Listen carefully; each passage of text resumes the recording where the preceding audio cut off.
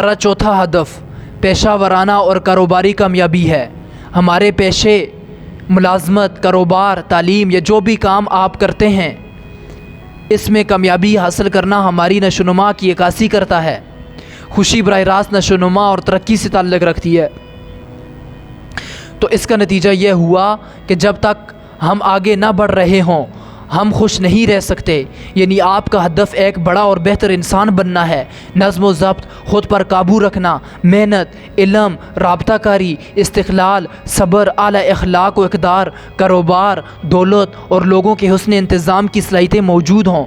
اس کے نتیجے میں پیشہ ورانہ کامیابی آپ کا مقدر ہوگی۔ زیادہ تر لوگ تعلیم حاصل کرتے ہیں، ملازمت کرتے ہیں یا کاروبار کرتے ہیں تاکہ مادی چیزیں حاصل کر سکیں، لیکن اگر وہ اپنی توجہ ایسا انسان بننے پر لگائیں جو میں نے بیان کی ہیں، ان بیان کردہ خصوصیات کا مالک ہو، تو مالی کامیابی خود بخود حاصل ہو جاتی ہوگی اور مالی کامیابی اس کو خود بخود حاصل ہو جاتی ہے۔